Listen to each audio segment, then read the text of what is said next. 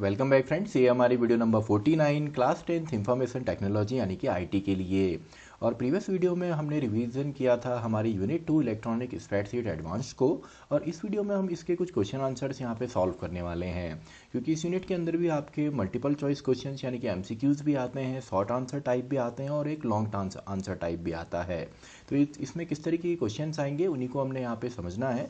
तो पहले हम एमसीक्यूज को यहाँ पे सॉल्व करेंगे। तो फर्स्ट क्वेश्चन हमारा है, dash allows multiple users to view, edit and change in a spreadsheet. यानी कि कौन सा ऐसा फीचर है जो कि मल्टीपल यूजर्स को अलाउ करता है किसी भी डॉक्यूमेंट को व्यू करने के लिए, एडिट करने के लिए और उसमें चेंजेस करने के लिए। तो देखिए, डॉक्यूमेंट ओपन करके तो ऐसा कुछ भी नहीं होगा, रिव्यू करके नहीं होगा। इसका करेक्ट आंसर है शेयरिंग, क्योंकि जब आप अपनी स्प्रेडशीट को शेयर करते हैं देन उसमें मल्टीपल यूजर्स उसको व्यू कर सकते हैं, एडिट कर सकते हैं और चेंज भी कर सकते हैं। तो इसका जो करेक्ट आंसर होगा वो होगा option number C, sharing. Next question यहाँ पे हम देखते हैं, the dash feature creates a summarised outline of data in a worksheet. यानी कि समराइज्ड फॉर्म में डेटा आपका एक वर्कशीट में किस फीचर से हम निकालते हैं। तो समराइज्ड फीचर जो हमारा है वो है सब टोटल, क्योंकि सब टोटल की मदद से हम ग्रैंड टोटल एंड सब टोटल्स को क्रिएट करते हैं एक लिस्ट ऑफ डेटा की मदद से। तो इसका जो करेक्ट आंसर होगा वो होगा answer number option number A, sub total.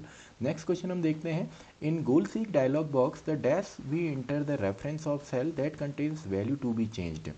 यानी कि गोल सीक का जो डायलॉग बॉक्स है आपने देखा होगा, उसमें 3 ऑप्शन आते हैं। आपका फॉर्मूला सेल आता है, उसमें आपका वेरिएबल सेल आता है एंड आपका जो है मेन जो व्हाट इफ एनालिसिस की मदद से उसमें हम कैलकुलेट भी करते हैं। तो इसमें जो करेक्ट आंसर होगा वो होगा आपका वेरिएबल सेल। तो मॉडिफाइंग सेल कुछ भी नहीं होता है, changing cell and replacing cell कुछ नहीं होता। जो करेक्ट आंसर होगा वो होगा A, variable cell. Next question है, scenarios are tool test for dash questions. तो जो सिनेरियोज होते हैं वो कोई किस तरीके के क्वेश्चंस को यहाँ पे सॉल्व करते हैं। तो इसका तो डायरेक्टली आपको आंसर आता होगा, व्हाट इफ एनालिसिस की मदद से ही हम सिंपली सिनेरियोज को या गोल सीक को या सॉल्वर को सॉल्व करते हैं। तो करेक्ट ऑप्शन इसका है C, what if. Then question number 5, which function can not be performed through आपका sub total in a spreadsheet. यानी कि आपका कौन सा ऐसा फंक्शन है जो कि हम सब टोटल की मदद से यहाँ पे नहीं कर सकते। तो सम तो सिंपली हम निकालते हैं, प्रोडक्ट भी हम निकालते हैं, एवरेज भी हम निकालते हैं। तो इसका जो करेक्ट आंसर है, क्योंकि कैन नॉट यहाँ पे दिया हुआ है तो इसमें आपने कंफ्यूज नहीं होना। इसको आप अच्छे से यहाँ पे क्वेश्चंस पढ़ेंगे, क्योंकि कई बार आप इसको स्किप करेंगे। तो यहाँ पे इसका जो करेक्ट आंसर होगा वो होगा परसेंटेज, यानी कि option number D. Next question, the default page orientation in spreadsheet is. यानी कि डिफ़ॉल्ट पेज का जो ओरिएंटेशन होता है वो क्या होता है। देखिए, बाय डिफ़ॉल्ट जो होता है वो आपका पोर्ट्रेट होता है, और आप उसको बाद में चाहें तो लैंडस्केप में चेंज कर सकते हैं, क्योंकि ये दो ही आपके ऑप्शन आपने मैक्सिमम टाइम देखे होंगे। तो इसका जो करेक्ट आंसर है वो है पोर्ट्रेट। नेक्स्ट क्वेश्चन है, by default workbook in Excel, Excel हो या आपका हम यहाँ पे कैल्क को भी यूज़ करते हैं, तो दोनों में ही आपके मिनिमम यहाँ पे या बाय डिफ़ॉल्ट कितने यहाँ पे वर्कशीट होते हैं। तो बाय डिफ़ॉल्ट हमारे 3 यहाँ पे होते हैं। तो इसका जो करेक्ट ऑप्शन है वो है option number B. Reviewers and authors can add their dash to explain their changes in the cell of spreadsheet. यानी कि रिव्यूअर्स जो हैं या जो ऑथर्स हैं वो यहाँ पे अपने जो उन्होंने डेटा लिखा हुआ है उसको एक्सप्लेन करने के लिए वो कौन से फीचर्स का कौन सी चीज़ को यूज़ करते हैं। तो आपने देखा होगा कमेंट्स हम लोग ऐड कर सकते हैं। तो इसका जो करेक्ट आंसर है वो है ए, यानी कि कमेंट्स इसका करेक्ट आंसर होगा। तो अब हम देखते हैं यहाँ पे शॉर्ट आंसर टाइप। तो पहला क्वेश्चन यहाँ पे है, डिफाइन द टर्म फार्मूला। तो देखिए, दो चीज़ें यहाँ पे होती है किसी भी आपका, भले वो स्प्रेडशीट के अंदर, भले वो एक्सेल हो या कैल्क हो। तो फार्मूला एक आपका होता है, एक तो फार्मूला होता है और दूसरा हमारा फंक्शन होता है। फंक्शन हमारे इनबिल्ट होते हैं, जैसे सम है, एवरेज है। और फार्मूला सिंपली हम इक्वेशन जो है उसको हम खुद क्रिएट करते हैं। तो फार्मूले को हम बोल सकते हैं it is an equation, it is an equation that calculates, it is a equation that calculates, जो कि कैलकुलेट करेगा the values to be displayed. और हमेशा ही आपने देखा होगा जब भी हम एक फार्मूले को यूज़ करते हैं तो आप नेक्स्ट इसमें लिख सकते हैं, formula always begins with equals to sign. तो इक्वस टू साइन आप लिखते हैं, देन आप फार्मूला लगाते हैं। For example A1 plus B1 दो सेल है, इनको आपने एडअप करना है।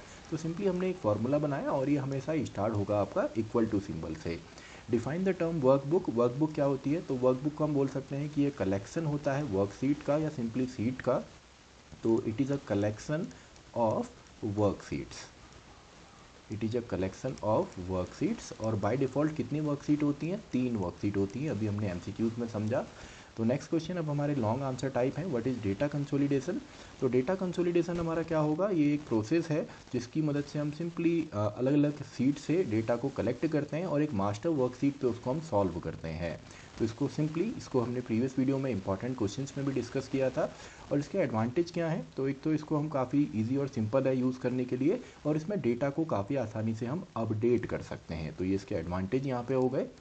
इसके बाद what are macros in Calc, right its two advantages. तो मैक्रोज क्या होते हैं, मैक्रोज भी हमने प्रीवियस वीडियो में डिस्कस किया था। मैक्रोज आपकी सिंपली सेट ऑफ कमांड या की स्ट्रोक्स होती हैं जिनको हम स्टोर करते हैं फ्यूचर यूज़ के लिए। तो इसको हम बोल सकते हैं कि मैक्रोज आपकी सिंपली कमांड्स होती हैं या आपके सिंपली की स्ट्रोक्स होते हैं। दीज आर कमांड्स और की स्ट्रोक्स दैट आर स्टोर्ड कब के लिए इसको हम स्टोर करेंगे, फॉर फ्यूचर यूज़, फ्यूचर में यूज़ करने के लिए, ताकि हमको सेम काम बार बार ना करना पड़े। फॉर एग्जांपल आपने एक सीट में वर्क किया, उसमें अपने स्टाइलिंग की, यानी कि कहीं पे बोल्ड किया, कहीं पे अलाइनमेंट सही किया, और आप नहीं चाहते कि हर सीट में आप सेम करें, तो आप उसको एज अ मैक्रो सेव कर सकते हैं एंड देन उस मैक्रो को जब भी आप कॉल करेंगे तो बाकी काम आपका ऑटोमेटिकली हो जाता है। तो इसके एडवांटेज क्या है, एक तो ये टाइम एंड एफर्ट हमारा सेव करेगा, और दूसरा ये चीज़ों को हमारा ऑटोमेट करेगा या कॉम्प्लेक्स प्रॉब्लम को ऑटोमेटिकली सॉल्व करने में हमारी मदद करता है। तो आई होप आपको समझ में आया होगा कि इस यूनिट से किस तरीके के क्वेश्चंस आपके पूछे जाएंगे। तो इसी के साथ हमारी ये वीडियो भी खत्म होती है, वीडियो नंबर 49। तो मैं मिलता हूँ आपसे नेक्स्ट वीडियो में, वीडियो नंबर 50।